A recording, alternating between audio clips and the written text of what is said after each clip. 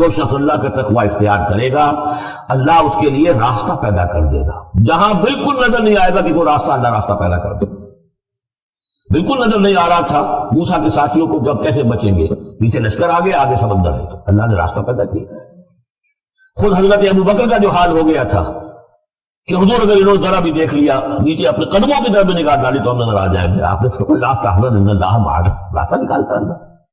پھر حضور گئے طائف، لیکن وہاں سے خالی ہاتھ آئے، مدینے میں اللہ نے خود ہی کھڑکی کھول دی، 6 آدمی ایمان لے آئے، آپ گئے ہی نہیں اور وہاں انقلاب بھی آ گیا۔ عظیم، اس اعتبار سے اللہ مخرج پیدا کرتا ہے۔ تم صحیح طریقے پر چلتے رہو، تقوی اختیار کرو، صحیح راستے پر جد و جہد کرو، یہ کام اللہ پر چھوڑو۔ کب اسے منظور ہے اس کا کامیاب ہونا؟ جب ہوگا وہ راستہ ایسا کھول دے گا کہ تمہیں گمان بھی نہیں ہوگا، اور اسے رزق دے گا وہاں سے جہاں سے اسے گمان بھی نہیں ہوگا۔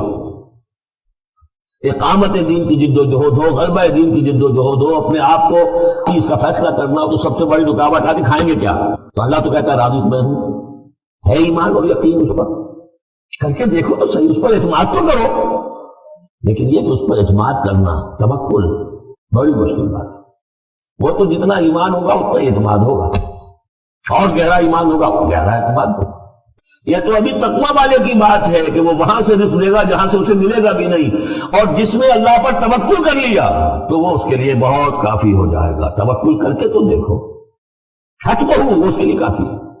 یہاں تک فرمایا ہے حدیث میں من کان فی حاجت اخیہ کان اللہ فی حاجتہ، اگر کوئی مسلمان اپنے کسی بھائی کی ضرورت پوری کرنے میں لگ رہا ہے، اپنا وقت صرف کر رہا ہے، اللہ اس کی ضرورت پوری کرنے شروع کر دیتا ہے۔ فکر ماں در کار ماں آزار ماں، کار ساز ماں بے فکر کار ماں، یہ فارسی شاعری کے اندر یہ دینی حقائق ہے۔ کار ساز ماں بے فکر کار ماں، میرا کار ساز میرے کاموں کی فکر کر رہا ہے، میں نے اپنے آپ کو اس کے کام کے لیے لگا دیا۔ وہ دنیا میں بھی ذرا سا بھی کوئی شریف انسان ہوگا، آپ اس کے ہو جائیں وہ آپ کو چھوڑ دے گا پھر کہیں؟ شرافت ہو، مروت ہو اس میں۔ آپ اللہ کے بن کر تو دیکھیے، پھر وہ کارساز ہے۔ کارساز ماں بے فکر کار ماں، فکر ماں در کار ماں آزار ماں، جب میں اپنے معاملات کی فکر خود کرتا ہوں، کوئی نہ کوئی ٹھوکر کھاتا ہوں، کوئی نہ کوئی غلطی کرتا ہوں، آزار اپنے سر کے اوپر پیدا کر لیتا ہوں۔ اپنے آپ کو حوالے کرو، اس کا نام ہے تفویض الامر الی اللہ۔ ان اللہ بالغ امرہ، اللہ تعالیٰ تو اپنا معاملہ تو پورا کر کے ہی رہتا ہے، وہ تو دین کو غالب کرنا ہے، کرنا ہی ہے۔ کون اس کے اندر نفع کما گیا، کون محروم رہ گیا، یہ ان کی قسمت ہے۔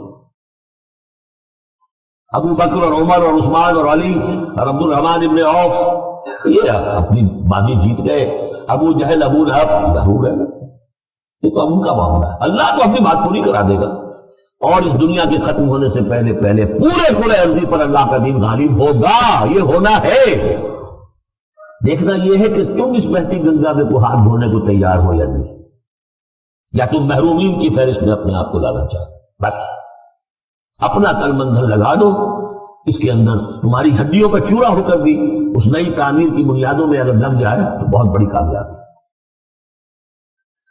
قد جعل اللہ لکل شیء قدرا، بہت عمدہ مقام ہے، اللہ نے ہر چیز کے لیے ایک اندازہ مقرر کیا ہوا ہے۔ کب اللہ کی مدد آئے گی یہ بھی اس نے طے کیا ہوتا ہے۔ You have to qualify, pre qualification conditions ہیں، تب مدد آئے گی، یوں نہیں آتی مدد۔ اپنا سب کچھ لگا دو، پھر کہو کہ اللہ میری 15 برس کی کمائی کل میدان میں نے ڈالی ہوئی، 15 برس کی کمائی، دن کی اور رات کی کوششیں ہیں میری، صبح اور شام کی کوششیں ہیں میری، 15 برس وہ میدان میں نے لا کے ڈال دیا۔ تب پکارو اللہ کو۔ اپنا مال بچا کے رکھنا ہے، اپنی مستقبل کو بھی بچانا ہے، اپنی اولاد کو بھی بچانا ہے، اور اللہ کا دین غالب ہو جائے، کہیں نام لکھا کے کسی جماعت میں شامل ہو کر بڑا تین مار دیا، گویا کہ اللہ تعالیٰ تو جانتا ہی نہیں کتنی کنٹریبیوشن ہے، کتنا اثار ہے، کتنی قربانی ہے، کتنا وقت ہے، کتنی محنت ہے، اللہ جانتا ہے۔